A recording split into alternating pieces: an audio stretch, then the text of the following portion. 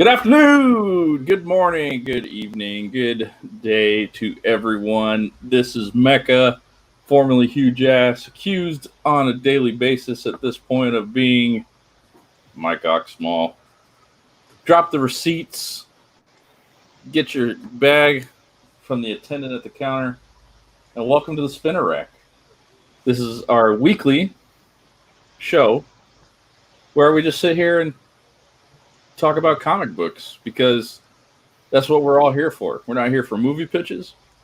We're not here to stoke some fat guy in New Jersey's ego.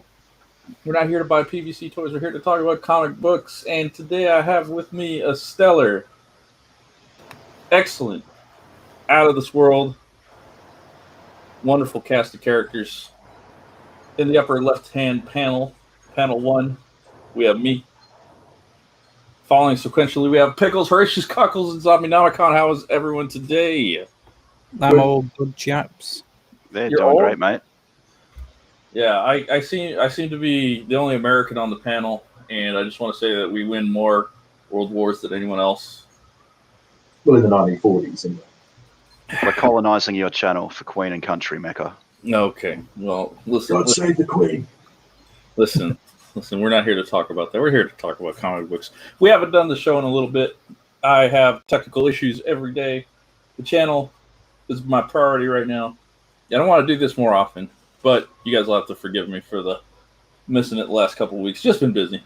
But we're getting back on track. This is something I'm very excited about. And I even, for this week's episode, have a physical comic book to talk about finally. Sean Gordon Murphy's The White Knight. But before we get into all that, I'm going to pull up my screen. And if you're new to the show, what we do here is I set up my pinned tweet. Just go to my profile at McCheeseMecca. This is issue number 5, The Return. Just bring your favorite panel, page, cover, character, anything comics, and just feel free to reply to this tweet with anything you want to talk about. It could be a couple of pages like we see here. Could be a cover. Just anything comics that you want to talk about. We're just going to sit here and nerd out together. And as always, the green guy on the panel brings a Incredible Hulk panel.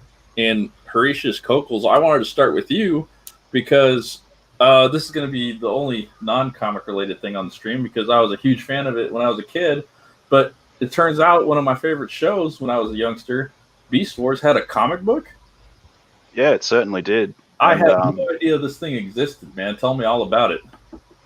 Yeah, well, just like you, I was a massive fan of Beast Wars when I was a kid as well. Like, I loved it. I had all the toys. I had them on the VHS, got them on DVD when they transferred to that. And I just kind of always wanted more. And I Googled Beast Wars and it came up with a list of comics. And since then, I've been trying to track them down. But this is by IDW. It was published in 2007. There was actually 2 miniseries. They were called The Gathering and The Ascending. I just have The Ascending. But yeah, they're pretty hard to come by. There's an omnibus out there, and I've just ordered that on eBay right before the show, actually. Really? Yeah, because I've just got the 4-issue miniseries of The Ascending, which is like a prequel follow-up miniseries. And who did you say this was by? Image? IDW. IDW, and from what I understand, IDW, a big part of their business model is they get a bunch of licensed properties and they produce comic books based on it, right? Yeah, exactly. Yeah, and if you guys remember the show, it was on the early days, very early days of 3D, but it was a lot better than Reboot. And these character designs I'm seeing on this page in particular are very familiar to me. I remember all these things, Rhinox. Dinobot is in there. They have the Fusors, Megatron, of course. Yes. But these other pages you show don't look familiar to me at all, but I'm sure you'll fill me in. Yeah, well, The Ascending's basically about the toy line and all the characters that were never used in the show. Because I don't know if you collected the toys, but you have the main cast here, Black Arachnia, Tarantulas, Megatron, Tigatron, Waspinator, Inferno, all the regular characters that appeared on the show. Yeah. But in the toy line, there was so many extra toys and characters that never made it to the show. And what they did was IDW gathered up all the characters in existence. So all the additional toys that never made it, the Japanese spin-off version with Leo Convoy in Japan, and they took all those extra characters and basically gave them their own little storyline to follow. So the comic series stuff from the show, or just the character design, I wonder. Well, The Gathering, I haven't read The Gathering, but I've heard The Gathering features the main cast, so the characters on this page. But then the follow-up, The Ascending, is all about Magmatron and his characters that are still fighting on Earth after the main cast leaves after season 3 of Beast Wars. Yeah. So you've got Grimlock here and Spitter and a few other characters that are pretty obscure. But it's a great series. Grimlock. And they were the toy line. Yeah, these are the toys. Like, these are the additional toys that never made it to the show. So it's as though the show didn't stop, kind of thing. Yeah. Is that what they were going for? Because that makes it even more exciting to me somehow. It does, doesn't it? And the whole reason I wanted to do this show, the Spinner Act, was to focus on comics for comics' sake. But when you have a product like this, and IDW's kind of made their niche in the market, this kind of licensing deal, I think that's just fine too. Well, comics have had tie-ins like this from the very beginning. Yeah. From the very, very beginning, like with Buck Rogers. So it's completely legitimate as a type of comic book. People sometimes, or some people, look down on tie-ins or product-based comics. One of the most absolutely beloved, fondly remembered Marvel comics of all times is Rom Space Knight. And that was based on a not very good toy. But the comic has just got this entire subculture of fans out there. And it can kind of just, exceed its humble origins in that way too. Yeah.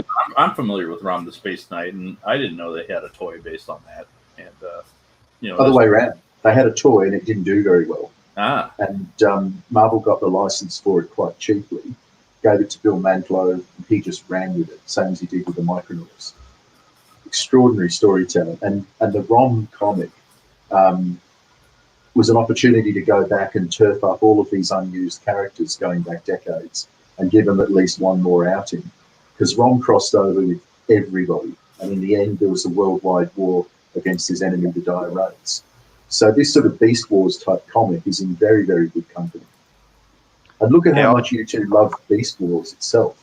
Well, of course, a comic based on it is going to find that love as well, isn't it? As long as it honors the original intent. I could do a whole episode of this show by myself talking about how much I love the Beast Wars show. Because, maybe I will someday, because it actually was one of the defining moments in what I loved about fiction with the Dinobot character.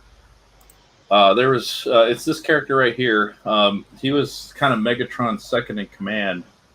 Originally a Predacon, which was the Decepticon faction in this series. They crash land on planet Earth, prehistorical style.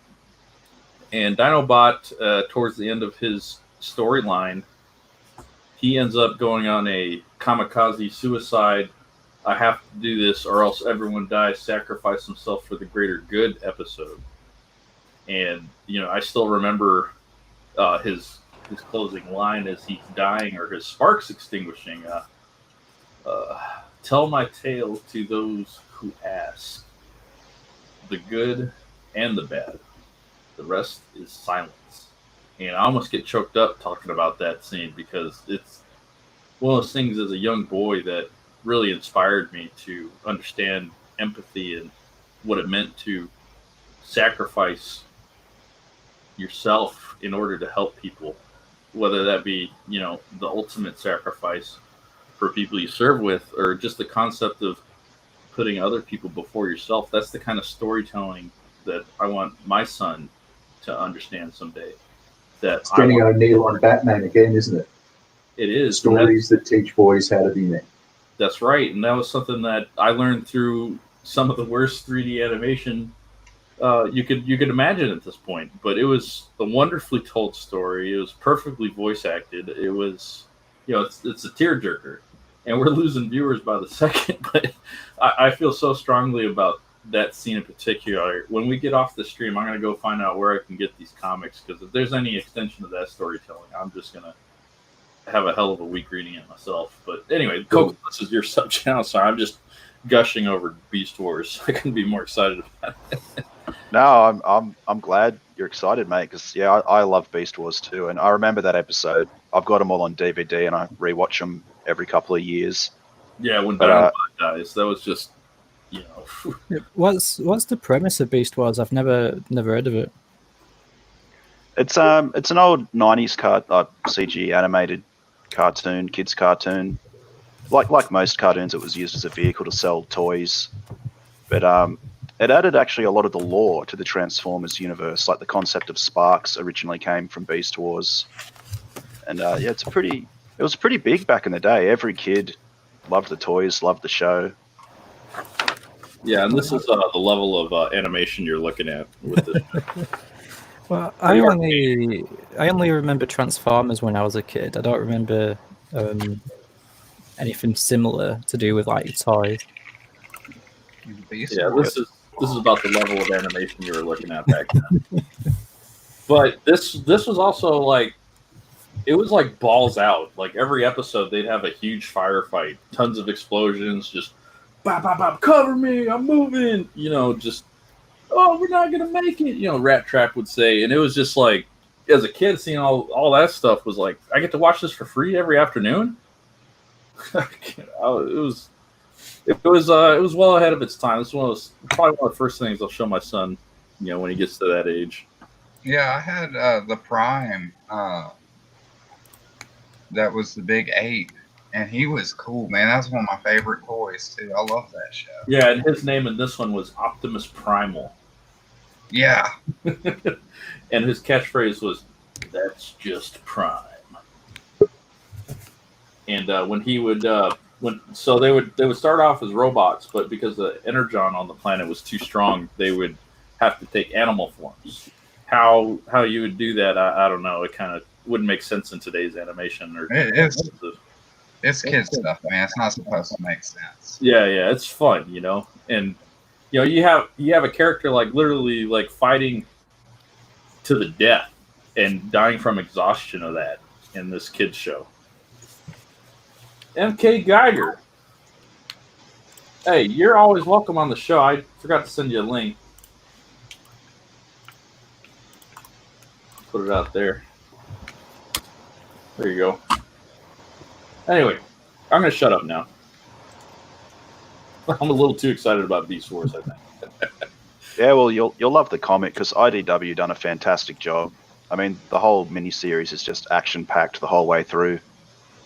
You know, explosions, deaths. It's fantastic. I highly recommend it.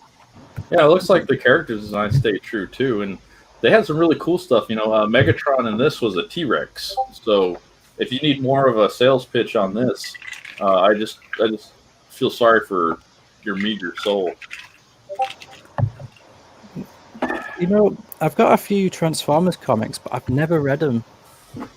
And it's from like Marvel when they did Transformers. Well, that's interesting. Transformers. Marvel UK or Marvel America? I think it was the first one you said. I'm not too sure. Marvel UK, the British version of Marvel. I think so. I'd have to have a look at them. They have some heavy hitters running for that. This is it. Beast Wars takes place in like prehistory, so they're just hiding from the energon because their robot forms can't handle like the. When they first land on the planet, they like basically scan it. They first land on the planet, they like basically scan it. Yeah, and then one of the cool things is you go throughout the show. If you guys can see this disc right between Rhinox and Megatron, do you guys know what that disc is? That's the golden disc of the aliens. It's one of the major plot points. Yeah, that's the plate that humanity sent into space. It has like the Beatles song on it. Da Vinci's drawing, the Vitruvian Man is on it. You know, that's the guy doing jumping jacks with his junk hanging out. That's right, because I think there was two golden discs, wasn't there? One by humanity and then another one later in the show. Yeah, so there's like time travel shenanigans and there I go again. All right, I'm muting myself. No, it's great. I'm happy to geek out about Beast Wars anytime. Like I said, I loved the show, and I was just It's a so comic. excited when I And found the It's a comic The stream. funny It's a thing comic. Why wouldn't you geek out? Yeah, I know. I could take over the whole stream with this thing. and they weren't even hiding from like anything to turn into animals. That's the funny part about the show, if you really, because there was no other life forms on that planet besides them. Yeah, stupid Newfie. It turns out I'm still all these years later a really big fan of Beast Wars. So, I just found out today that they had a Beast Wars comic book that it's a continuation of the story or kind of like a retelling.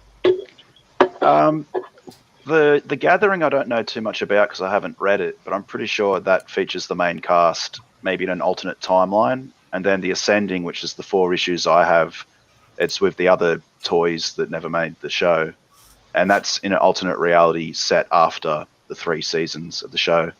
There's also another Beast Wars comic that I've been trying to track down. It's set after the main show again, and Tarantulas comes back to life and resurrects Ravage. Oh, nice. And yeah, and that comic is really hard to find. I've been looking for that for nearly a decade, and it's impossible to find, like in PDFs or on eBay, anywhere. Really? Why is that? I think it was just really a short underprinted. run, I think it was just underprinted because by about the mid 2000s, Beast Wars had kind of died off, and I think the next big thing was Ben 10 or whatever was going on back then. Yeah, So- not as masculine a show as Beast Wars, let me tell you. It was called Beasties in Canada. Do we have any Canadians that can confirm that? Because war is bad. That sounds right, stupid Newfie. Do you still read Transformers? I've never been interested in Transformers outside of Beast Wars, honestly. Because I'm right before I hit puberty, this was like the last toy boy thing that I got to be a fan of. Well, it's because I remember seeing a page from a few months ago where there was like a baby android inside a Transformer. It looked weird. That's weird. Yeah, IDW still puts out Transformers stuff. Yeah. Beast Wars was really, really cool. Lots of explosions, heroics, a lot of heroics in this show. Dastardly villains. Yeah. Good find, Kokles. Good find. I'm glad you enjoyed it. Let's see who else we got stuff for. Zombie, what's this thing? Which one have you got? Astro City? Yeah.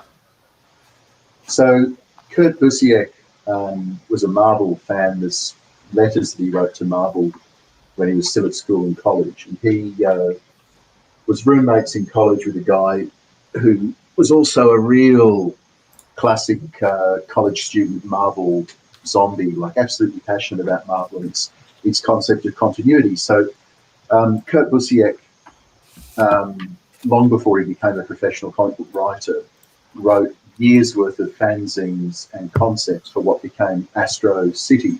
You've got top 10 on the screen, it looks like, but Astro City is his work.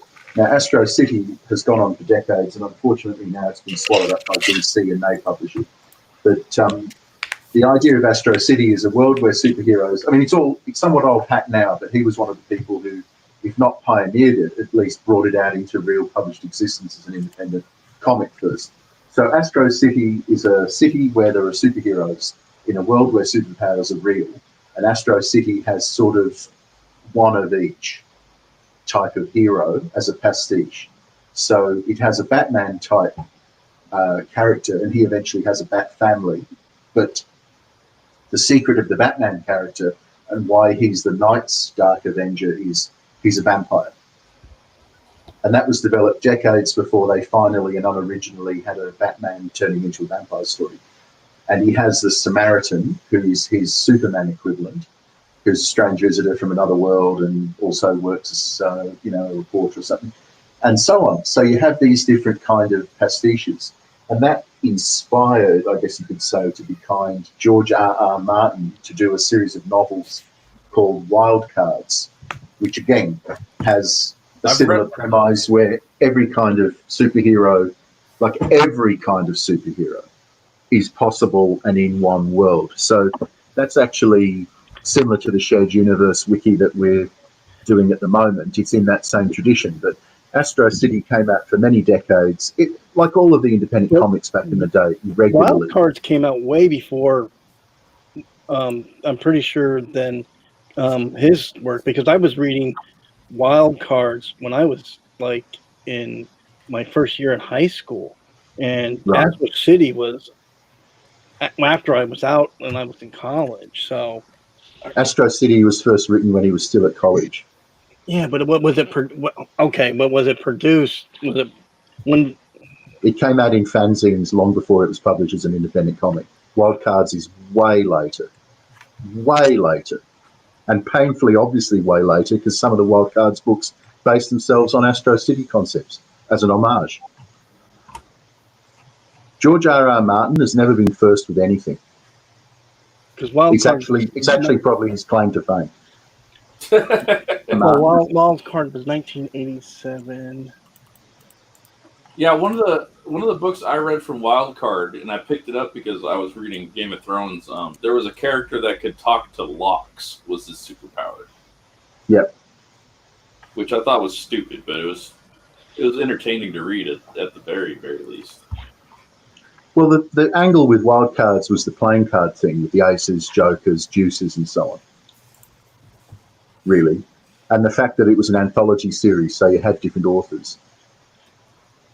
And it has its equivalent to Airboy, I think Jet Boy, whatever he was called, and so on. But anyway, so that's Astro City. And then top 10 is Alan Moore's more deliberately, as usual, dystopian pop take, where you've got the police precinct of the city in a universe where all the super beings have to live in that city by law to sort of sanitize the rest of their world and keep it safe. So all of the craziness takes place in one city. And that started off as a typical superhero anthology / police procedural, and of course went off the rails due to power escalation. But that came out fairly regularly in its original run, and then it got expanded and diverted to the point where probably it lost its energy. And of course, Alan Moore left. So then I think they gave it to Ordway or somebody to do yet another series. So it got similar to the Watchmen, something that probably didn't really require an ongoing series or a sequel, but DC, can get money out of it, do one.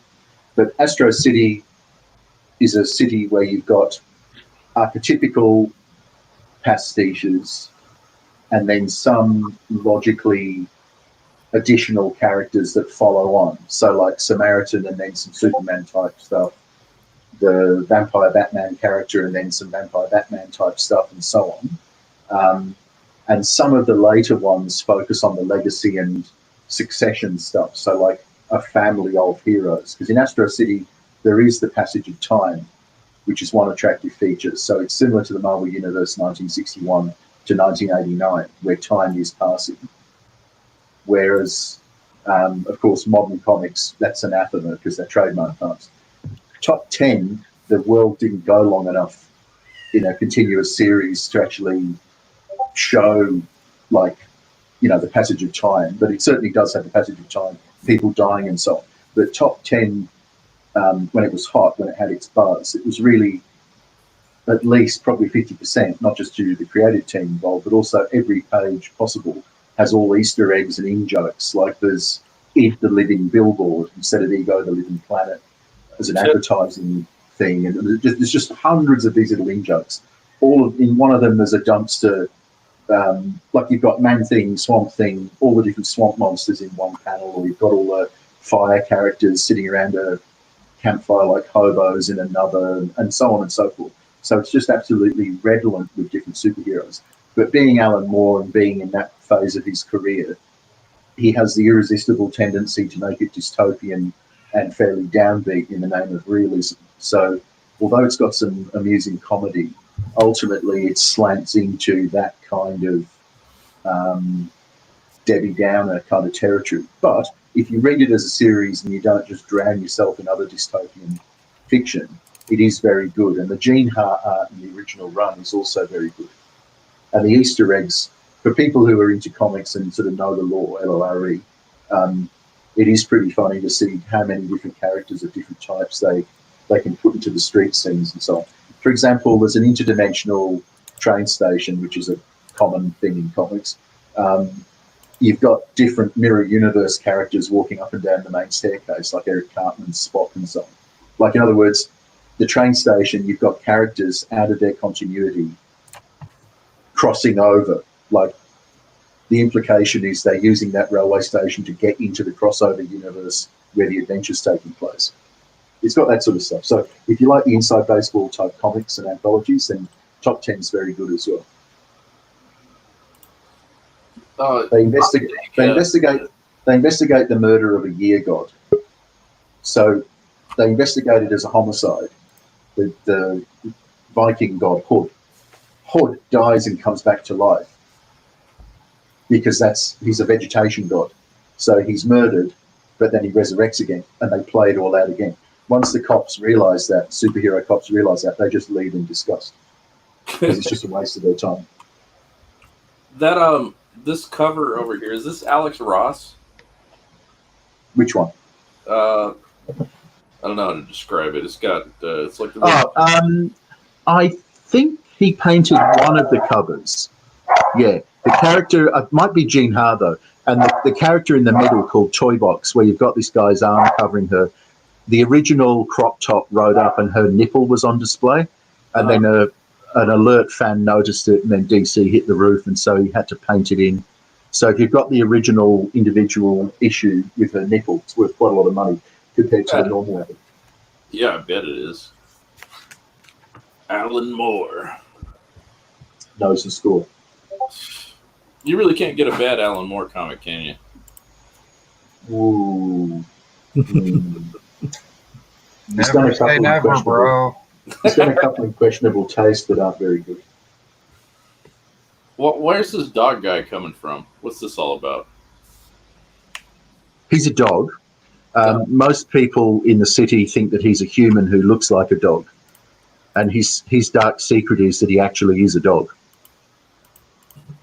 And so he ends up, one of the super villainesses that they arrest for, I think for prostitution, just some petty crime, because everyone in the city has a superpower, even if it's a minor one. She falls in love with him and they start a relationship, and then he reveals to her that he's not a humanoid dog human being, he's actually a dog. Necronomicon by Alan Moore is awful.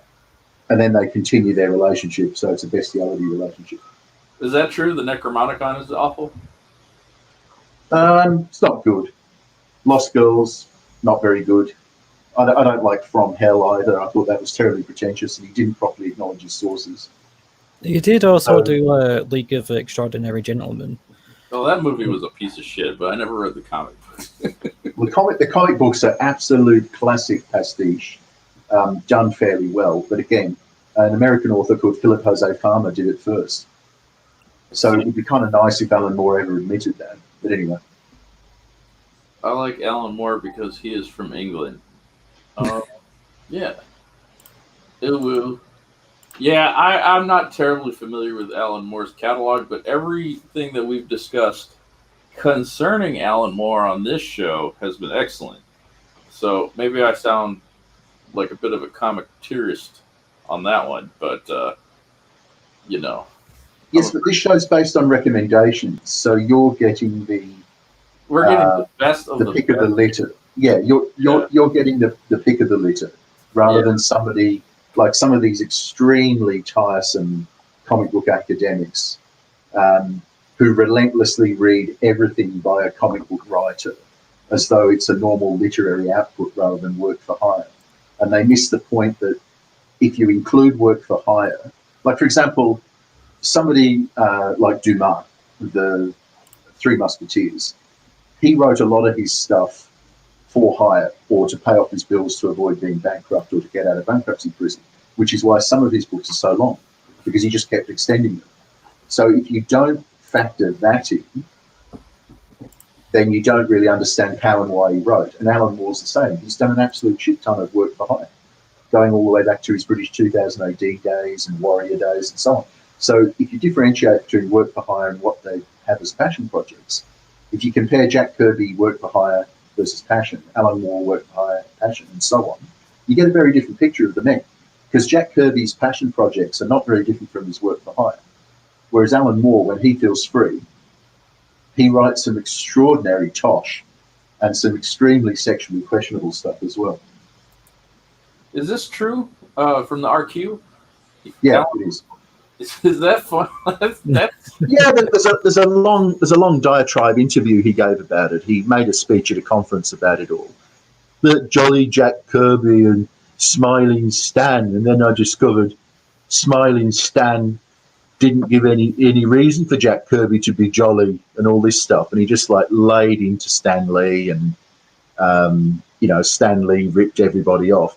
But that came down to his personal issue with the owners of 2000 AD as well, where he thought he was being underpaid, and he didn't like being called an art robot, which is what they had in 2000 AD. The conceit was that an alien called Tharg had come to Earth, and his office in a tower was actually a disguised spaceship, and everybody who worked for him was a robot. So Alan Moore wasn't described as a writer; he was described as a script robot. And when they used to get drunk in the local pub, after about 8 pints, they all said what an absolute cockspanker the man they were working for was, and all of this stuff.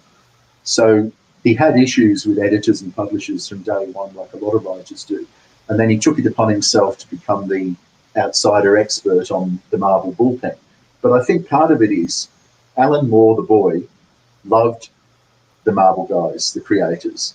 And Alan Moore, the man, can never forgive reality for confronting him with the dark side that all humans have. So like Stan Lee, all the good things people say about Stan Lee are generally true. And so are all the bad things. So Alan Moore is being really very adolescent, what a surprise, and unreasonable, what a surprise, when he's saying Stan Lee is like, he's this terrible, terrible man.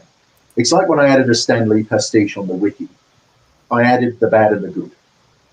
Stan Lee's not the Antichrist. He did some bad things. And as a good company man, he signed off on some other terrible things. But there are a shit ton of comics everybody loves that would never have been published in the first place without Stan Lee. And yes, Jack Kirby really was the main creator of the Marvel Universe. And yes, all of that. But at the end of the day, the impracticalities in the minds of a lot of artists and artist creators mean a lot of it would never see the light of day. So it's silly to take away from Stan Lee. Yeah. Very cool. But Astro City, there's about 30 books now, and they cover almost 4 generations now of Astro City, its heroes. Some of the heroes are immortal or long-lived. Some of them are human and have aged out and been replaced. So you see a living, breathing comic book nerd's idea of a superhero city, which, again, a little bit more old hat now. Now, this picture of Top 10, where they're all sort of swarming together, that's what people love about Top 10, because there's usually all these Easter eggs. Since DC took it over, it's a bit more sanitized and, DC subtle propaganda marketed. But originally, it was all about putting all of the different characters that are flyers in one page.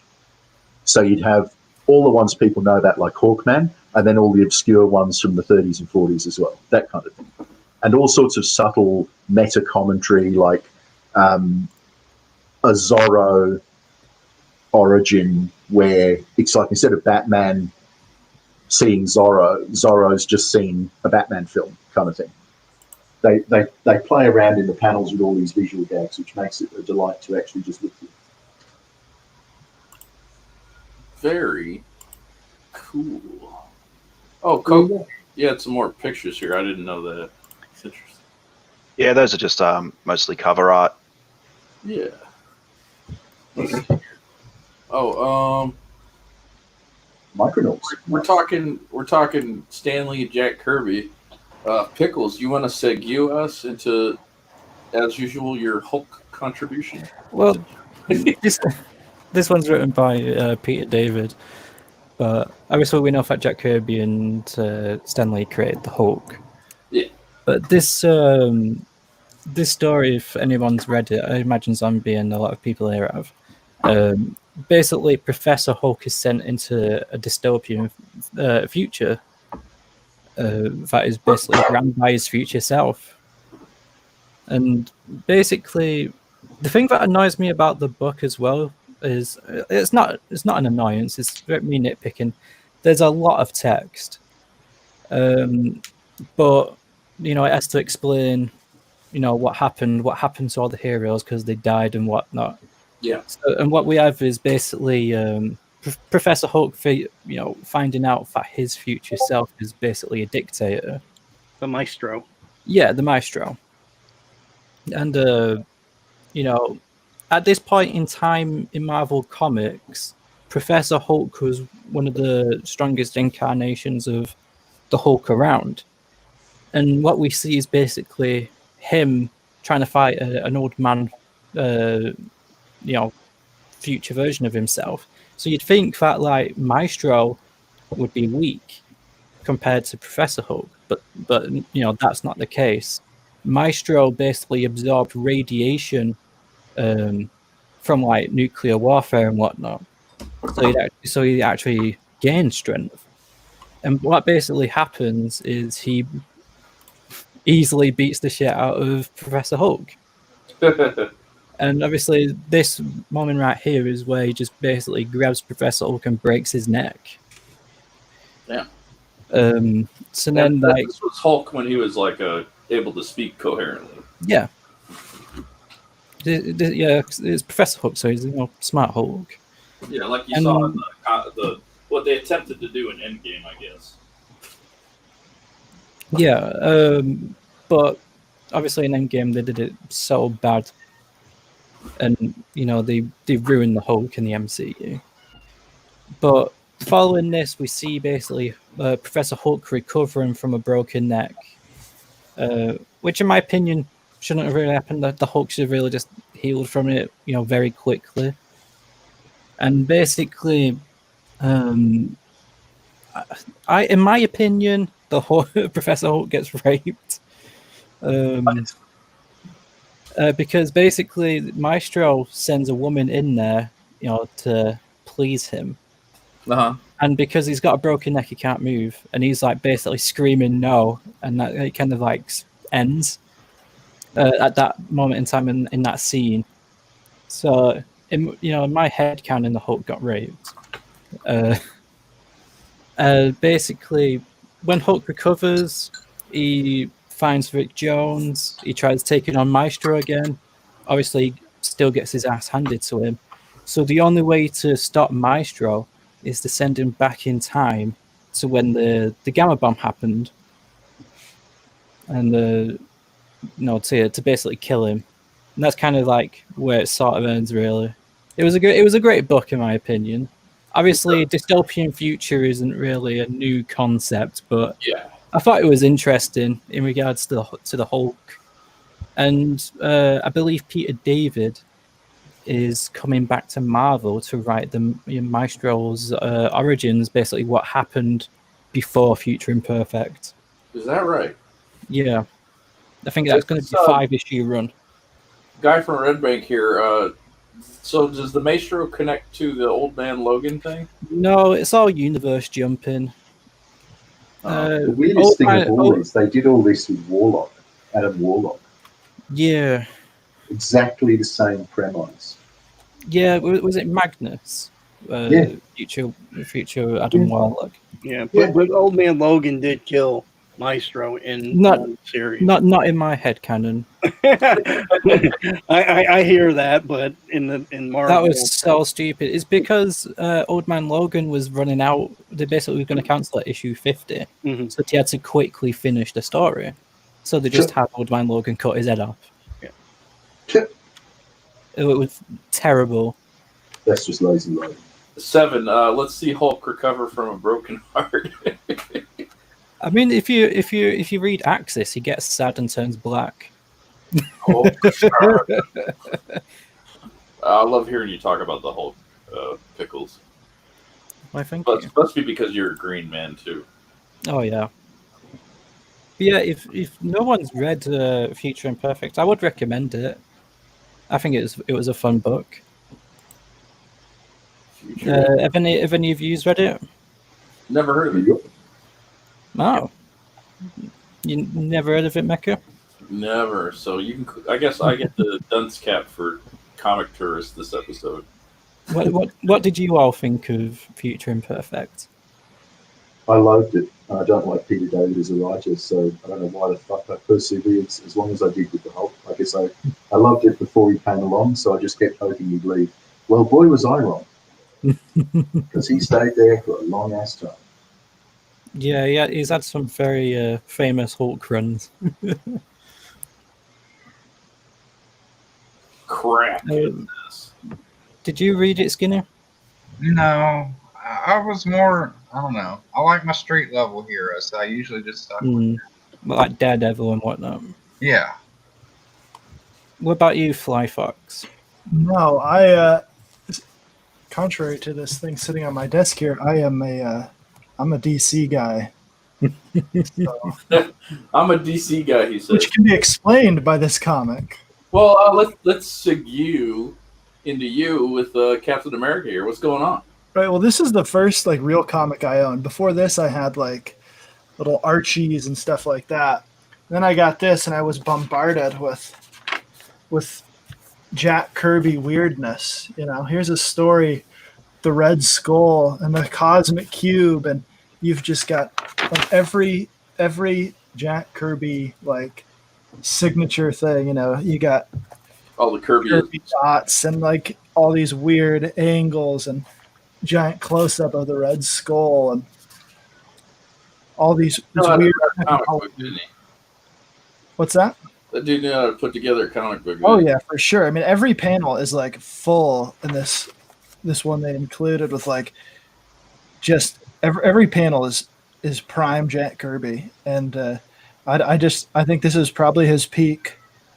And then you have like the Red Skull. He makes this, so he uses the Cosmic Cube to make this being out of the dirt, and he thinks himself a god, and then he can't bear to see his creation destroyed by Captain America, defeated by Captain America, a mere mortal, a man whose strength is only that of like what a human being can reasonably achieve, not superhuman.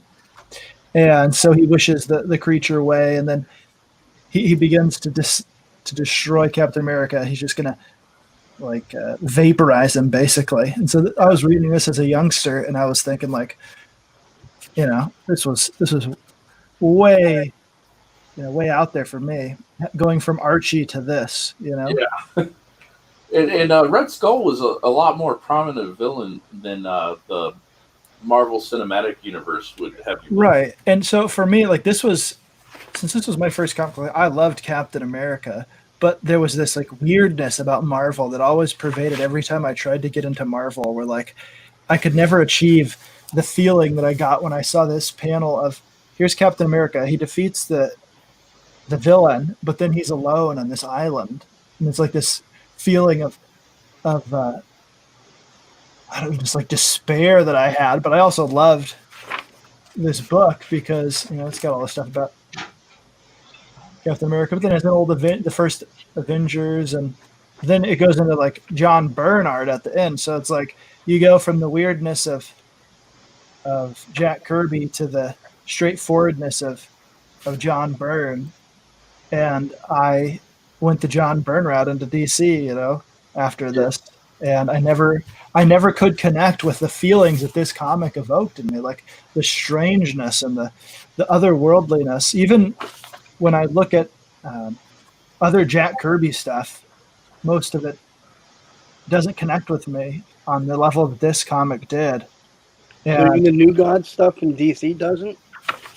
Some of it, like I've read Mr. Miracle stuff and things like that, and it's almost there. But I know there was something about the iconic character of Captain America that, like, him being involved in such a cosmic like horror seemed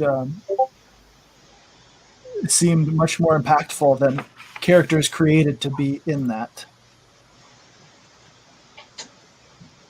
Yeah, did it? One of my favorite things, watching the movies was the man at a time aspect. You get that part of the feeling in this too. Not this particular issue because it's pretty much self-contained to just this fight and conflict uh, between Yeah, Red Skull. Yeah. So, but I mean, Captain America is one of my favorite characters because of this book, because this was one of the first things I read, and so like when the first movie came out and it just they didn't handle it like I wanted them to handle it, I just got upset and got mad and took my basketball and went home. But yeah, the like I just keep coming back to this, and it's one of the few comics things that I own from being a kid, and I read it and reread it, and I've had to tape it up because the cover fell off, Cool.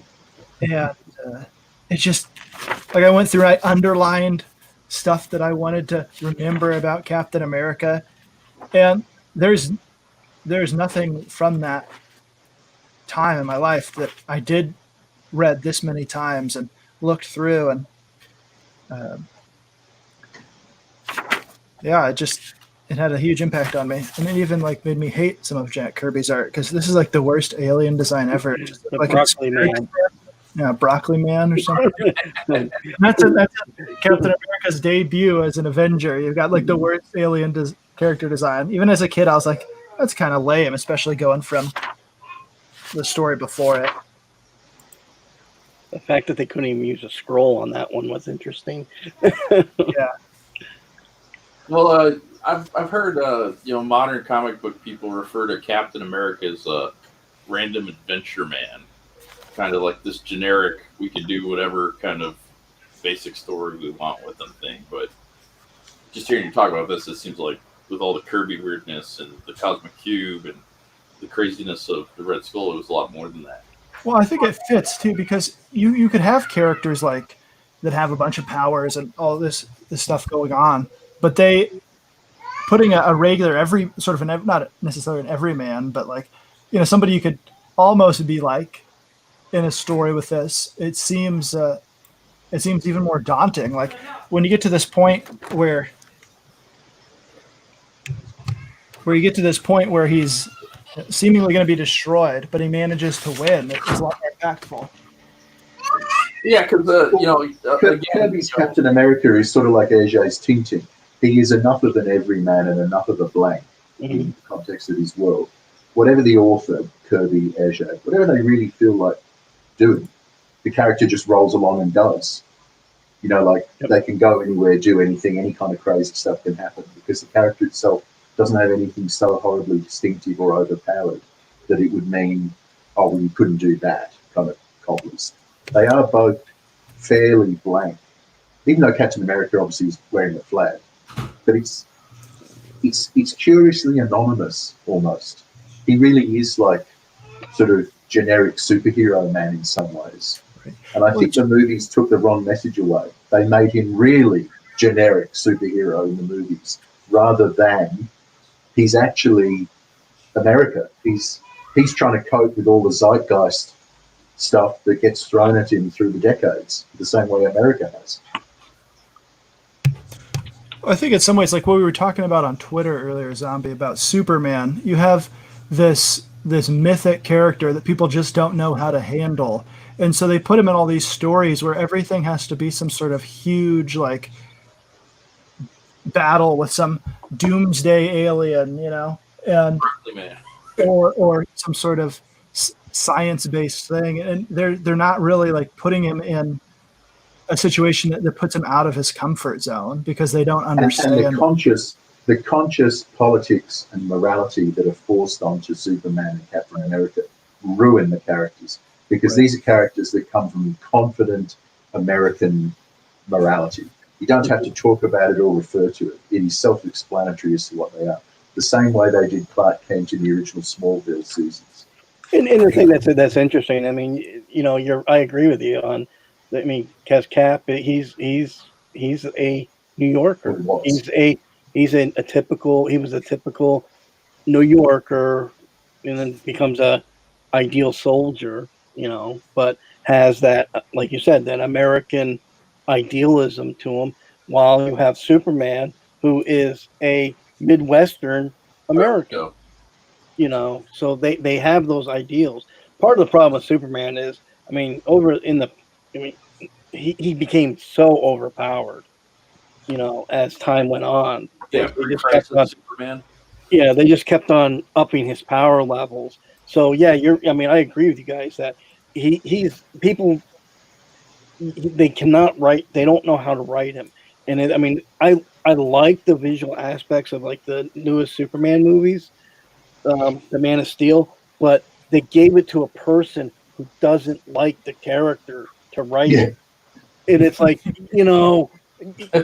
you don't like the character, you need somebody who loves the character and actually understands who Superman is at the core. And Superman. Look, the last time he functioned as a real Superman was the final episode of Smallville, where Green Arrow looks up and sees Clark as Superman fly past and says, "Go get him, Clark." Now, everyone who's followed that show was either in tears or nearly in tears at that moment. Not before or after it, that moment. And when he pushes a planet out of orbit, instead of going, "Oh, how ridiculous," we all just said, "Fucking A, that is fucking fantastic." That's Superman. He can do anything. And you accept it because in his world, he's earned it. Now, good or bad seasons over 10 years, he starts off as a conflicted teen, godlike in his beauty and his power, but nevertheless a conflicted teen. And then he gradually earns the right to be the hero, as they kept saying through it, that we know you will be one day. He loses his father. He's estranged in the end from his mother without realising it. He has his first love. It doesn't end well, and his first love's this obnoxious, self-obsessed high school girl. His second love dies. His third love is a fruitcake and then dies. His fourth love, Lois Lane, he ends up with, even though she's brash and annoying, but she's a typical American girl in her way. So, that proves it's not that hard to write. It's just they will not relax and write it respecting the authorial intent of the two Jewish boys who came up with it.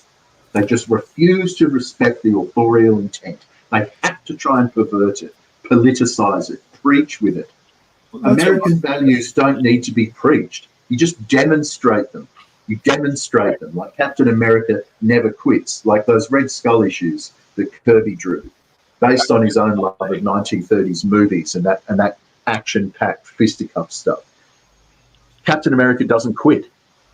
It's that simple. Yep. He doesn't quit. And Superman is pure. He's pure-hearted. So, and also, like with Captain America, he stands up for the ideal version of America, what America should be. And Superman does too, to that point. Because, and again, as long as they stick to that level of, he's the ideal version of America. He's not, which they refuse to. Right. Instead, they want to make him either left-leaning or right-leaning, and it's like, no, he's America. He's the melting pot. He's not, he's going to speak out against the government when he feels the government is wrong, and because he's the American. Same thing with Superman. Superman should be following that same suit because of his upbringing, and they forget his upbringing has so much more influence in him than being a superpowered being. He's a human. They try to touch it on the movies that he's the most human, human being that someone's seen, because he just believes in, the ideals of what a good America is about. But if you don't feel it, you can't write it with any conviction. And the people writing this stuff for too many decades are hacks. They're alien to the concept of any ethical or moral axis at all. And they are professional writers with a degree from a college in writing. So what? First of all, so what? Second of all, it completely filled them with toxic, politicized, cultural Marxist twaddle, which is not only anti-American, it's anti-intellectual, even though they claim to be intellectuals. I mean, Jack Kirby, his stuff doesn't look subtle, but it's frequently extremely subtle. Frequently extremely subtle. Stan Lee is the unsupple one out of the two. Stan Lee is the one who tries to relate it back to fantastic adventures in a realistic world. Jack Kirby was still that 8-year-old kid sneaking into the cinema, then running out with his hoodlum kid friends playing, whatever the film was about, Foreign Legion or Zorro or whatever. He was the one who's like turning around like, no, the world's ordinary. The world isn't ordinary. The world's fantastic. It explodes on every street corner. It's full of energy and life, and you never give up. And so his comics were the same. Every panel, it looks like the guy in the panel's about to smash the white border and come leaping out of the page at you. That's what you want. And that's why things like The New Gods, where originally had more freedom, that's why it gets lame, because he rages against any form of constraint and it makes him better. Whereas when he doesn't have that constraint, it's like, well, I can do anything. So I don't know, I guess I'll just do a self-indulgent issue of that space piece. And okay, but still, it just loses that zing. Plus, for his generation, Captain America really spoke to what people were going through. Genuinely. He punched Hitler on the cover. Nobody fucking asks why. Why was Hitler being punched on that cover? Because Hitler scared the fuck out of everybody. Yep. That's why. And they had no faith that the real leaders were going to stop the bastard. That's why. So in classic American... What do we talk about America? We talk about the American dream. In dreams begin responsibilities. The dream is the premise that can be fulfilled in the real world by a powerful, aggressive, confident nation, which is what America was. Captain America was a blueprint for how to fight back against a nightmare made flesh. Only a dream can kill a dream. And all of that is gone now. All of that is gone. I mean, also, during Nazi Germany, the Germans were publishing, hate and fear, whereas in America, with Captain America, they were showing, an American hero punching this evil. Right. It's one of the most iconic covers of all time. And Germany was winning at the time. They were before really America got really involved in it. The Germans were putting the pounding on Europe at the time. So they needed that hope and stuff. So that was Captain America. He brought that hope to Americans that we can defeat this evil. Simon and Kirby discussed this because it was actually a Simon and Kirby team who did a lot of this stuff. Invented romance comics, created Captain America, lots of other stuff. But they discussed this at the time, that people were getting into a funk, as they called it. In other words, people were getting psyched out by the Bund, the silver shirts, by German victories, by Nazi propaganda, by the fact that not just Nazi propaganda, but lots of countries were wavering, including the American government, about, let Germany determine its own fate. I mean, it's nothing to do with us. British Empire is obnoxious as well. We just leave it alone. So it was almost like a Lord of the Rings hobbits wanting to be left alone in the Shire kind of thing. And Simon and Kirby wanted to do something to fight back. And Daredevil the Golden Age Daredevil, had already, boomerang throwing weirdo with a fantastic costume, he'd already taken on a Chinese Red Menace kind of thing, and there wasn't even a communist China at the time. It was more just sort of sinister Oriental racism. So this Captain America hitting Hitler thing was a way for these young guys to say, you know what, not everybody here agrees that we can live in the same world as a Nazi hegemony in Europe. You know what I mean? Like, there's not much point going to the cinema and reading comics and like reading dime novels and it's all sort of heroic and America's all wonderful. And then we turn around and let this asshole do that to friends and relatives in Europe. So yes, it was political, and that's what people whine about now, that it's always been political. But it didn't come from politics. It came from morality. It came from the certitude of the adopted American morality of immigrants and native-born Americans who shared an absolute common, set in concrete moral axis, the certainty of American values and the American dream, and that was important, and that a symbol of that should be striking back against its absolute antithesis. that's what's cheapened in the first Avenger, the Captain America, the first Avenger film, is by making it all about Hydra and the Red Skull and not having Captain America punch Hitler in the face. I mean, are they worried about offending Nazis? Is that why they did that? Because it's fucking bizarre. It's like they that's what cashed it looks like. That's what it looks like, though. It's like, oh, we don't want to have Nazi symbols because, if Germany has got some kind of censorship problem with its own past, too bad for fucking Germany. Swastikas, Hitler, and Nazis should have been front and center in that film, as they were in real life. That's what I kind of like about X-Men, though, when they go into Magneto's past. They don't really shy away from it. They show Magneto in a concentration camp, and then in future films, he goes back and kills one of the generals that was in charge of the prison camp. Yeah, but now that it's under Disney, I very much doubt that will happen. Oh no, they're going to make him a black man. They're going to make him a black man now, obviously. But Black Nito, yeah. Which is just a massive insult. You've got to respect authorial intent. If you won't respect authorial intent, you shouldn't write. You shouldn't borrow other people's characters. You shouldn't even do a pastiche or an homage. If you won't do the basic research and know the past of what you're about to borrow from, get the fuck out. Stop. That's interesting because that's what I felt about America when what's Gabby, right?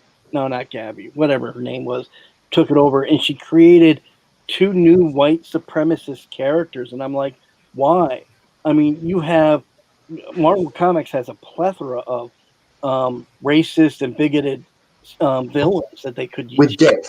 With depth. I mean, the Sons of the Serpent. Steve Gerber did it all back in the 70s. Sons of the Serpent, they're all white racists, classic, stereotypical, run by a black man as a profit-making scam. So he had the whole thing laid out. And Steve Gerber was New Left. He wasn't some closet conservative saying blacks victimize themselves. He was saying, no, these are genuine white racists, but there are blacks who also exploit the situation. But he didn't make that front and center. It was adult. Kids could still read it and love it, but it was adult. Now it's like goo-goo gaga level infantilism. Right. Well, I mean, they could have used hate. She could have used hate monger. I mean, like a clone of Adolf Hitler. Right. I mean, like, I'm like, you have that history of these characters. I said she could even use malice if she wanted to, because there's so many of them. Yeah. I mean, God Almighty. And I just you realized that granted she was a terrible writer, but I'm like, if you wanted to make America Chavez to fight racist, use characters from the past. But this is the new barbarism. This is no different from the canal system in Iran being destroyed by the barbarians, and then they wonder why half the country turns into desert. The cultural desert is no different. They destroy the past without understanding it, and then try and use the rubble to build a crude imitation of what they've just knocked down. And in some ways, it's deliberate, and they love it because they know that they're dwarves grasping for the moon. The people today are insignificant hacks. They lack writing ability, they lack culture, they lack education, and they do not respect authorial intent because they're aliens masquerading. They have no connection. I mean, American morality has obviously changed, okay? In the cowboy era, 12-year-old girls were still married, chosen and married. 14-year-old girls were married. So, yes, American morality has changed in some ways, but it is in a continuum. The basic fundamental pioneer values did not change until very recently, and they were changed deliberately and destructively. And you see it with Captain America, Superman, the original Captain Marvel, the fact that they try and create a new Captain Marvel at a different company with nothing in common with the lovable antics of the original. You see it in every possible aspect. It's a cultural war. It's genuinely a cultural war now. That's not just a silly phrase to sell conservative books. We are in a cultural war. Well, I think one of the things is you're on like the second and third generations of these postmodern wannabes, and whereas the first ones like an Alan Moore or Gerber, they had a respect for what came before, and they weren't just deconstructing it for the sake of deconstruction. They were celebrating it in their way. But now you have everybody that's grown up only on deconstruction, and then after that, a pale imitation of good deconstruction until the point where you're at now, where all they want to do is destroy, not construct. Well, Jack Kirby and Steve Gerber were good friends, good friends. They worked together on animations and stuff, right, and scripting. They didn't agree on a single goddamn political point, not a single fucking point, right? And they were good friends. And Kirby said it about Gerber. At the end of the day, we're both Americans. We're just two American guys trying to make our way. Thank you. That's now completely severed. There is no continuity from that period to this period in comic book writing. None. And it shows. It's painful. Hopefully we get it back. Hopefully. It's slowly, I think. Some of the art writers are coming back. We'll bring it back. We can with our own comics. There's no reason we can't do it. So if no one else will, we will. Let me interrupt with a non sequitur. We're talking about Superman, Captain America, all this stuff. I think Superman embodies who we would be if we could. And Batman is who we could be if only we would. They're ideals to strive for. They're the heroic actions that we feel so desperately need to happen. So fantastical that we dream about these things because deep down, I think anyone who's ever read and enjoyed a Captain America, anyone who's ever put a blanket around their neck, running around their house as a little boy, what we would really do is find the best in ourselves to help people. And I think comic books as an art form embody that in a way that almost nothing else can. We're dreaming. We're being the best of ourselves. And comics are the basically Greek mythologies. The mythologies. There are modern mythologies of heroes, of being, fighting the evil and stuff like that. When you look at it, I mean, it's Hercules fighting the Hydra. It's now Captain America fighting the Red Skull, Hydra. Superman, right? Yeah. Captain America, so I agree with you. It's it's an interesting thing that even the most cowardly men in this generation dream about punching Nazis. They want desperately to have an enemy worth fighting, that they would find it in themselves to push their self to a place of improvement, to sacrifice who they are, what they are, in order to fight those things. They're just very confused on who the Nazis are and what's actually worth fighting. But I think deep down, every man out there has the will to do good in them. And I think just taking this glance into these little windows of a comic book really does a great service to our souls in that sense. Well, I mean, that's what I was trying to say, that like Superman, when he first started, he was not, he was fighting mobsters and stuff like that, just like Batman was. The two of them were doing the same thing, just different ways. And then as they gave Superman more power ability, his villains had to become more, power level. Well, yeah, and like Seven says here, it's not just a textbook for morality. It's really just a place to dream together. Mm-hmm. Yeah. To the extent comic books rise above one-dimensional stories, which, by the way, all good comic books automatically do, because that's sequential art going back to ancient Egypt. Mm-hmm. They are myth, and the secret of myth is that myth is truer than truth. A simple truth has no power. A myth contains a truth, but it also contains a kind of imaginal energy which inspires you to act out that truth or to imitate it. So you read Spider-Man and you want to get more agile or strong, or you want to be a chemist or a photographer. You read Superman, well, not now because it's trash, but you read Superman when it was good, and it makes you think, okay, I'm not invulnerable. But I mean, neither was he in that story, because Kryptonite robbed him of his powers, and he still stood up to the bully.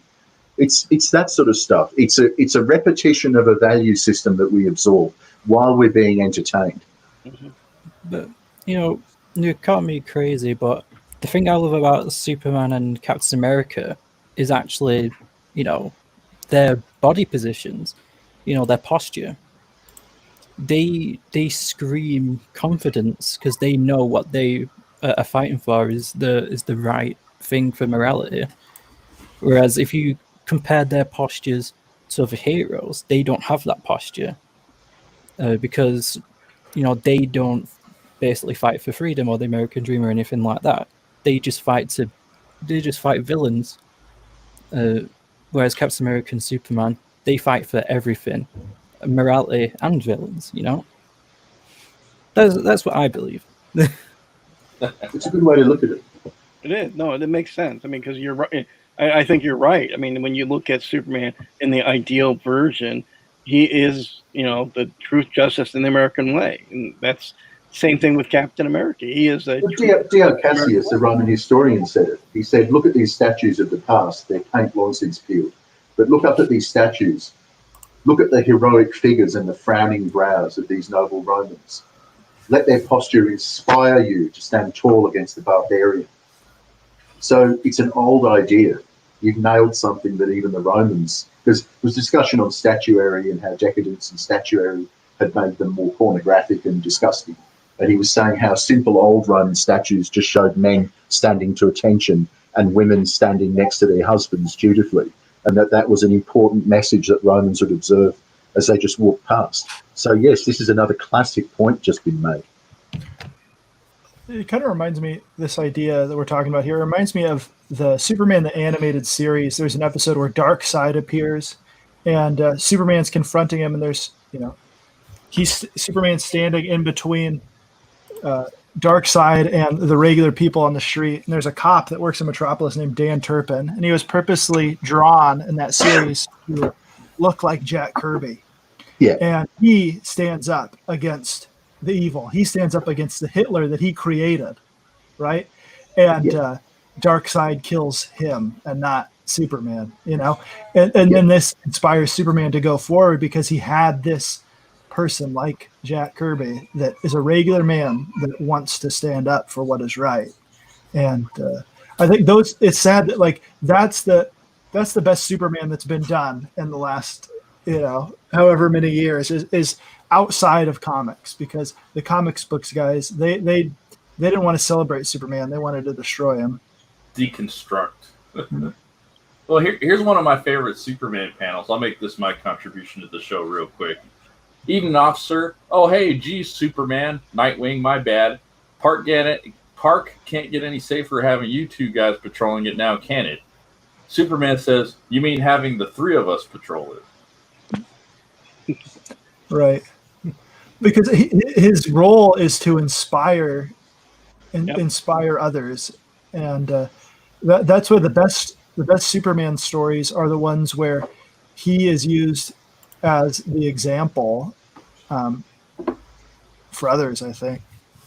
Well, I mean, you've got the barkeep guy, can't remember his name, that he inspires. And even if you look at the Rise of the Superman, those were all based on inspirations of Superman characters when he supposedly died. So, yeah.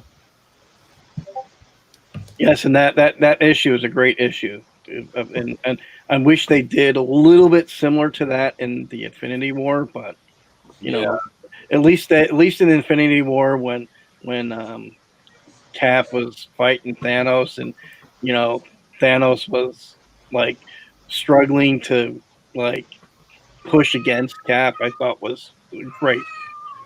It showed that he wouldn't stop, and he is stronger than and can withstand certain things. So what's most important is the Cap didn't matter. He was going to stand against them anyway, no matter if he could fight him off or not.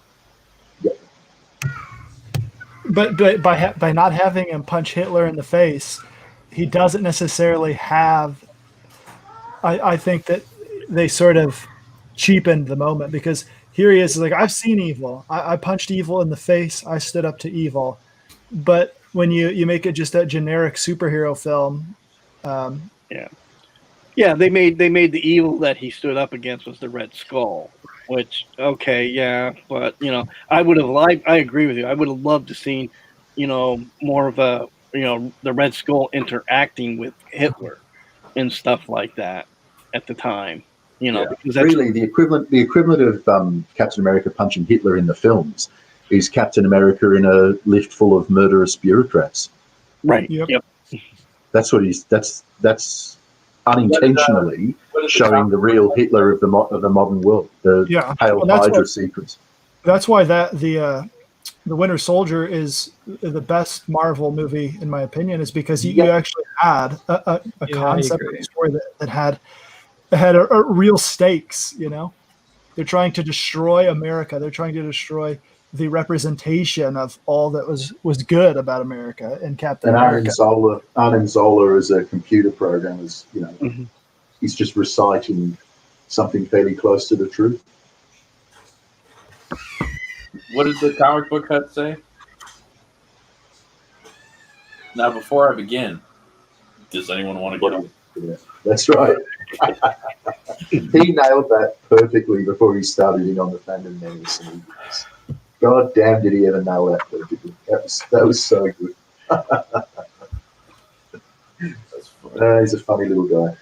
And I think just my last statement about the Winter Soldier, because Captain America's motivations in that are to save his friend. They're to protect his fellow American. This person that he cares about. And I think that movie just nailed it. And again, you have a media property outside of a comic that's getting it right. Well, inside. And even with Civil War, that's the concept of the Civil War. He was still out to protect and save his friend, and forgive his friend for the brainwashing he had happen. And I mean that was those two movies are all about Bucky, and all that. And you know what? Those two films have a lot of complicated things to say about America, Mhm. perhaps unintentionally, but because of the archetypical characters like the technologist, manager, wealth capitalist, and then the homespun values, greatest generation, old-fashioned, and so on. And then the Bucky character who's been misled by communism. Gee, no one in the real world's ever had that happen to them. You've got these complicated things about America being explored in a way that Marvel Comics used to do effortlessly, and the modern comics couldn't do if you put a gun against their head. But the movies, because they've got real actors in them who are reading a text and then interpreting it, it does come out really. If you look at the characters, their parents, like the Tony Stark parents, the different other characters in there, the tropes being used, the type of imagery being used, those two films really are a bit of a potted history of America post World War II. And I don't think it's entirely accidental. I think some of it's unintentional, because once you deal with that kind of alchemical process of storytelling, it fills in its own blanks. It takes on life. But there's a lot in there to unpack, right to the end of the second one. The whole friendship thing, and he's losing his armor. He's stripped away of his capitalist-fueled mechanisms. It has to come back to people. It's a fascinating exploration. It's extremely true to Marvel Comics back when they had a real universe and a real continuity as well. But would you say that the actor for Captain America is incredibly the opposite of Captain America? Yes. Yes. Oh yeah. See, it's weird, that, isn't it? No, but I mean that's the subtext. You see, these aren't accidental decisions, despite what people think. The people who make these films aren't cartoons, and they're not retarded. They know exactly the kind of sex dungeon, closet homosexual actor that they're casting. And Chris Evans, personality-wise, he's more like Johnny Storm. He really is, and all that, as opposed to Captain America. But it works. Yeah, it works. does. I mean, it does a great job. When you got real life characterization, you have to have a lot more levels. Yep. It's just like, this is what Alan Moore was trying to say in his spittle-flecked rant about the Watchmen movie. You can't have a comic book turned into a film. You can have a film adjacent to a comic book which hits most of the same notes. but the two things don't relate. They're two different experiences. Correct. So the Marvel Cinematic Universe has, in my opinion, successfully adapted the comics and interpreted them, and you come away with a similar experience from both. Right. Yeah. I mean, again, the last Avenger film. I mean, to me, every time I watch it, in the scene where Captain America's standing on the other side of the train, it's just like you cheer. It's like, yes, he shows up. Yeah, yeah, yeah, yeah. Of all the powerful characters in Endgame, it's Captain America's arrival that tells you shit's just got real, and that the fight back has begun. He's not the most powerful, smartest, or anything, but when that guy turns up, he's the quarterback of freedom the same way the USA is in real life. Exactly. Well, and like he should be, and I think he's the reason why Tony changes. He's the reason why Tony Stark, through all of his trials, all of the things that he goes through, why he can say, no, I'll take this one. Yes. I'll be the one that stands in the gap this time. Cap doesn't have to do it this time. Yeah. Yeah. This is actual writing with real character arcs and consequences. And real-time changes. Characters aging and dying and being replaced. This is what the comics abandoned in favour of trademark farming, which is just crazy as a cut snake to do to yourself. Crazy. But they did it.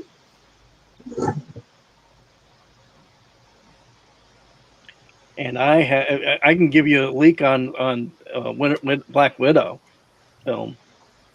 There's a certain comic book, if you want to get, for if you can find it anymore. For you said leak? Yeah, it's a Deadpool Max issue where they introduce a Taskmaster. It's not the Taskmaster, but right. I have finally gotten confirmation, so I've got that. I went out and bought a couple issues because I said as soon as that comes out, that issue's going to shoot up.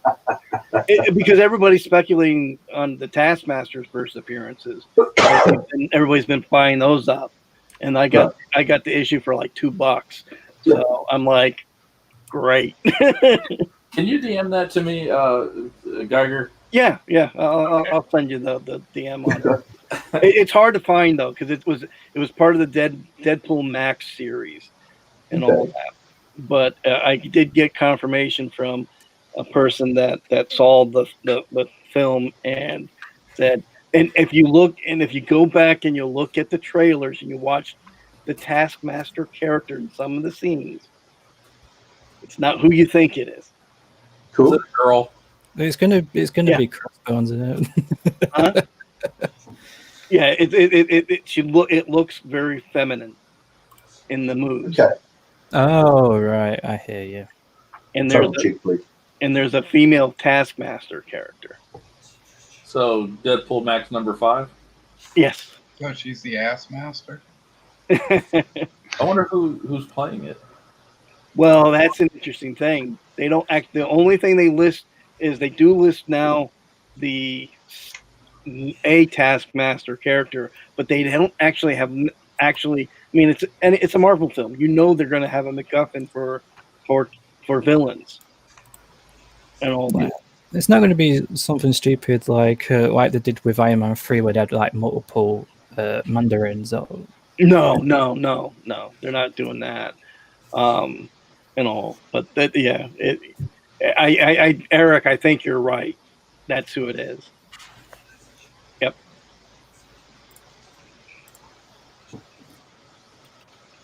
Damn, we even got a scoop. Yeah. So. Well, it looks like eBay is already on top of that. Is it? What are they going for now? I'm looking at $1,500 for a 9.6. Oh, you're kidding me! Oh my god, awesome! You made book on that one, son. Well, that's exactly it. I'm like, it's not a book I'm gonna ever want to keep and save. This is like the first book I've ever speculated on, and I heard the rumors about the character, and I'm like, yeah. But wow, I haven't checked eBay in a long time, so. That's See, wow. comic book knowledge can make you money. Yeah. Well, especially since this movie got delayed by Corona. Yeah. Everything's. I can't stand that. Everything's gotten delayed by it. Well, I know someone acting in Shang-Chi and they're using it as an excuse, but it was in horrendous trouble even before. Was It it? was looking at getting put into turnaround anyway. So That's a shame that one was. I mean, you would think that would be so easy to yes, to make. I will say though, I am really not looking forward to Eternals, just no, because God, no. Black Knight's going to be in it. It's like how. It's going to be a mess. It may be better than we think. Oh but yeah, I it's still, not going to be what we're expecting. Well, it kind of is and isn't now, because we expect it to be different, but it's going to be just really not like the comic Eternals. Oh no, Yeah. no. I mean, they change. I mean, look who they picked for some of the characters. You're like, Angelina Jolie as what's her name, Thea. I'm like, you know. I mean, I haven't. I'm assuming they're gonna have her wear a wig because the character's blonde. You know, but I heard that movie's really the villains are going to be. They're going to introduce the deviants a bit. That's not who the real villain is. Well, the thing about Thanos, though, isn't it? It's like obviously he was an Eternal, but he had a deviant gene, like a mutation deviant gene. Exactly. That's why that's the way he did, I believe.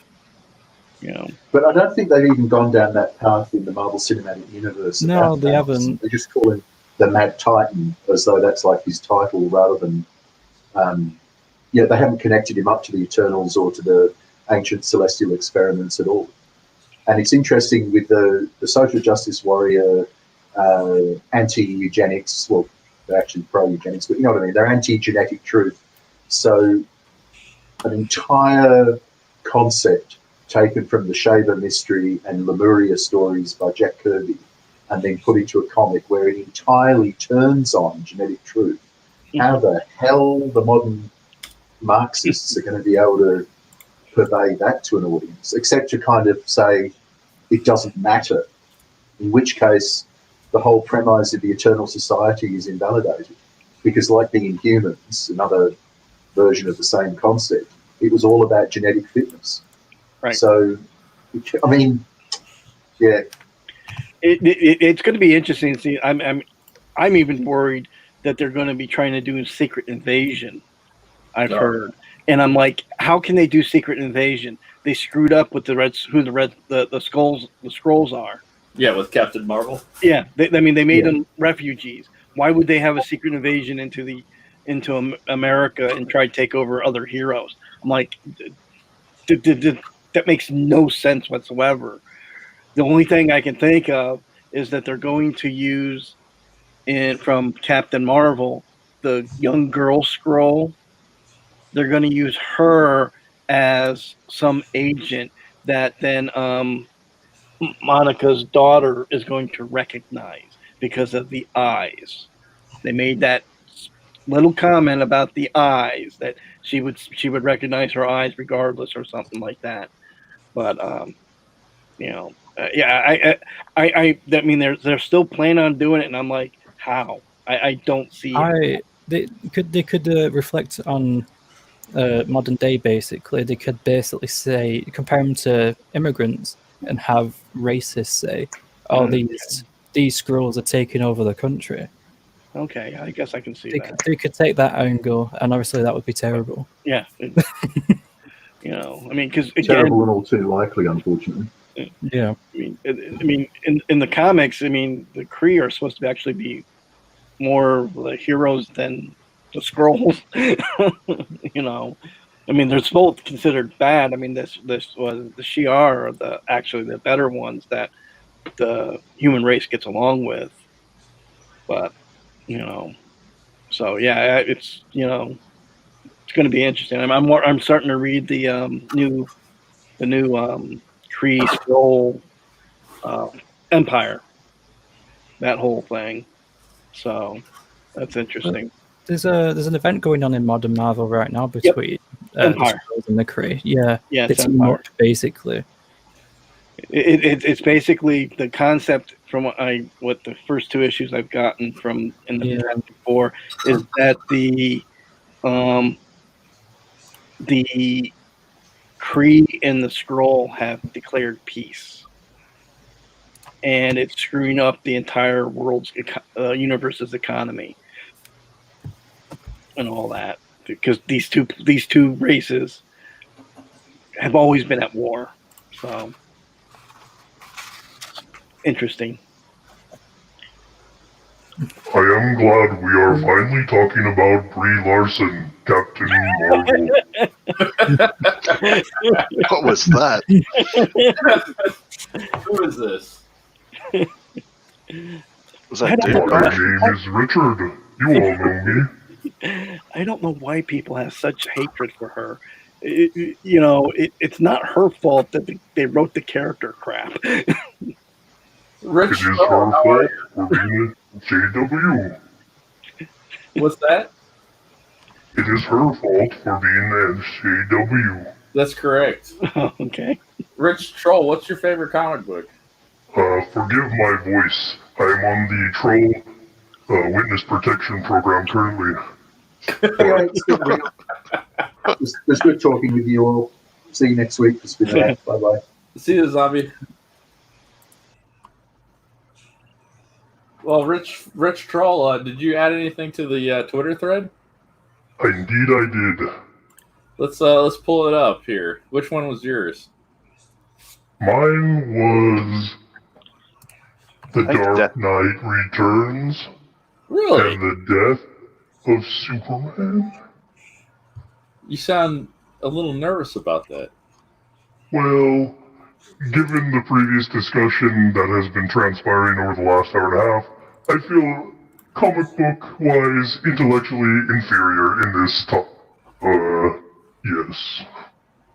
Oh, well, I mean, you have such an interesting voice. I want to hear what you have to say about it. I like it, and it looks good.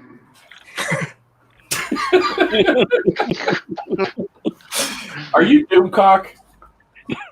Maybe. Oh, I thought he was Oxmall. Are you Mike Oxmall? Definitely not. I've heard rumors that you are, though. No, I'm not Mike Oxmall.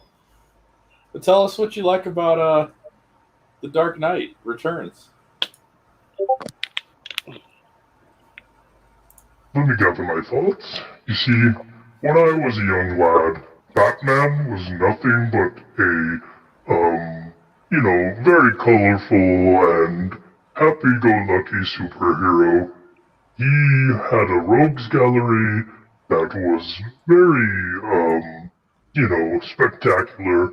And then the 1980s came, and they turned Batman into a very dark vigilante. Is that right? And Yeah, I remember hearing about this book.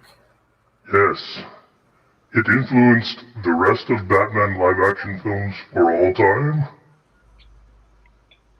Yeah, it did, didn't it? Even the helmet looks just like the Ben Affleck version. My favorite Batman. Me too. So you're not gonna like that they're bringing back what's his name to play Batman? The Vampire Boy? No. Beetlejuice. Yeah, Beetlejuice.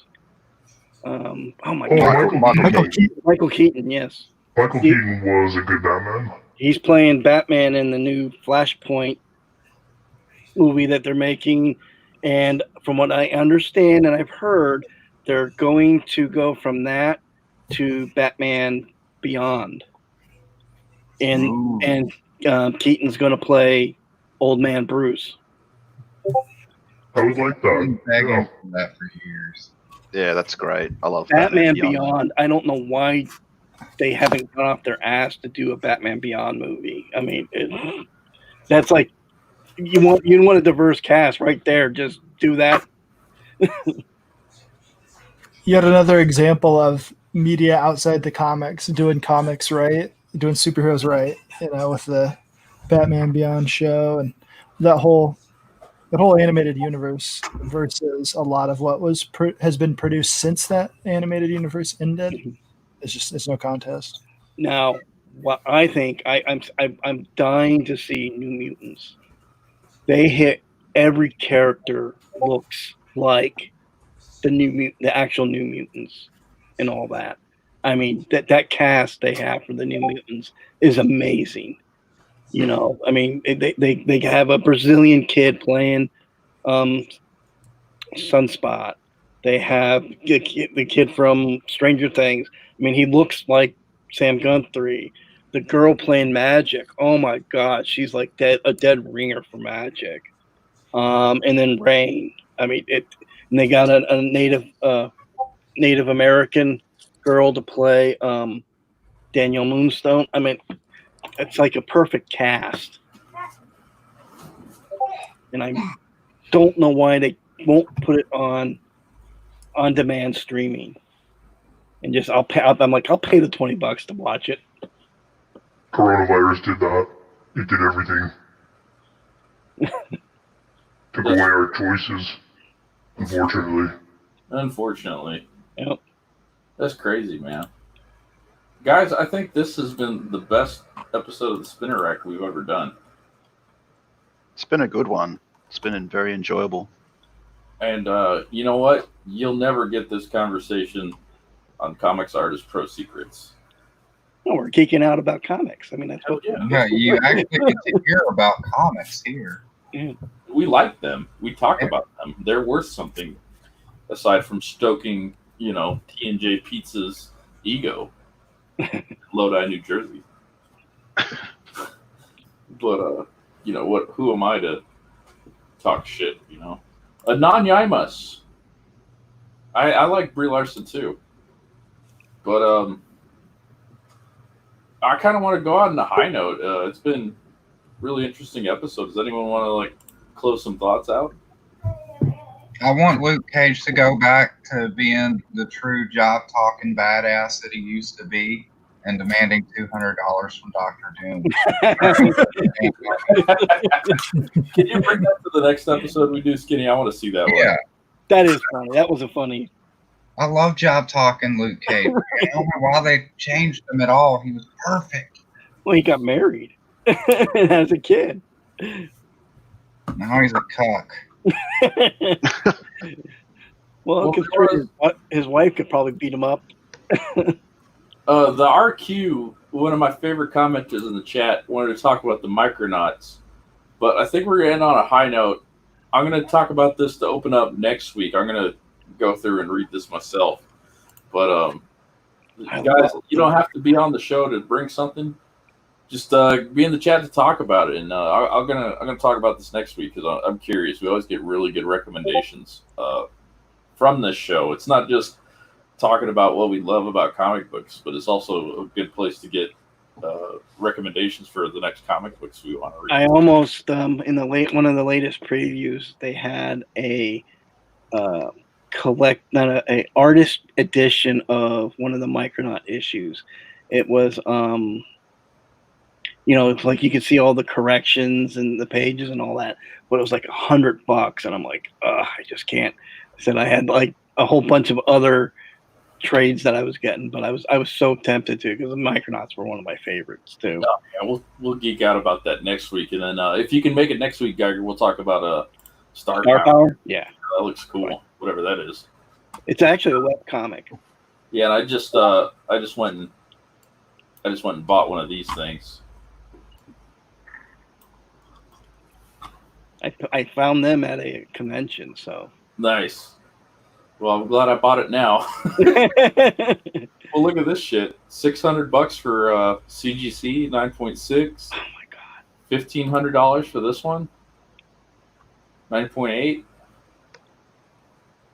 Yeah, so people are a lot of speculation then going on. Yeah. Speaking of conventions, if I run into you guys at a comic convention, do you think you'd recognize me if I wear my Batman costume for fun? No, I don't know who you are, man. I'm just glad you're here. Thank you for having me. I must go. All right. All right, man. For boomers to complain about how everything today is bad no, today, Asuka, we talked about things we really liked. I geeked out on Beast Wars. You know, we got to talking about Superman and stuff. That's what the show's supposed to be, sucker. And actually, I think I'm the only boomer, technical boomer, I guess you could call. On the panel. I'm a Zoomer, actually. I really enjoy doing this show. You know, one of the big complaints is like, well, we get lost in the drama. We got to come back to comics. That's what the spinner act's going to be. You know? We did kind of deviate to the MCU a little bit. Well, how could we not? You know, it's $1 billion industry at this point. It's all comic related. The only movies that matter anymore are Marvel movies, and it's based on comics. So, sucker. That's what we're going to do. Right. That's right, sucker. But Christmas. That was a really interesting voice from Rich Troll. That was really fun. Added some comic book dramaticism to the end of the stream. But I guess yeah, it's been fun, man. I love talking comics. We'll do this again. We got we're doing the morning show tomorrow. Catch up on the drama nonsense. Friday we got I Kind of Believe. And all sorts of fun stuff. 24/7, 32/48, hike, hut. Yeah, cap, man. But anyone else got anything before we go? I just wish they'd make more Beast Wars comics, to be honest. Damn Skippy. If there's anybody in that chat that hasn't backed Vestry, they're making mistakes. Oh, yes. Let's look at Vestry real quick. Vestry, Indiegogo. Pickles is just sitting there like about fucking time. We're at $13.89, 277% of a $500 fixed goal with 77 backers. Let's get this dude to 100. He's got 12 days left. Yeah, as you've heard throughout this stream, I'm very passionate about comics. You know, me and Shabby are putting out all of our love into this first story arc. You know, with issue 1, it's going to be great, but it's going to be even better when we in issue 2 and issue 3 and onwards. And also, it's cheap. You know, $6 if you want it. Yeah, the price is incredible. That's cool. You're not padding the cost like all the Comicsgate books do. I don't really want to discuss that bit, but we want to keep it as low as possible. Yeah, no, that makes sense. Yeah, that's right. Back Vestry, sucker. I do appreciate everyone's support, though. Yeah, and I'll be giving away a copy of this on I Kind of Believe this Friday. So if you can't afford $9, hit me up. As long as you're Conus, I'll ship out a copy of the book. Yeah, you should see me DM. You should see me DMing Shabby. I'm always like telling him when we go up a backer, and we're very excited about it. Or even when we see someone just linking it on Twitter or anything, we get really excited about it. We're just geeking out. Yeah, good show, suckers. Thanks, Seven. Thank you to the audience for being here. Back Eric Hawkins with Zombie for World of Oz. Back Vestry from a real comic enthusiast, not a tourist. Check out Skinny. He's got Otis Stein coming up. Flatbox Pro.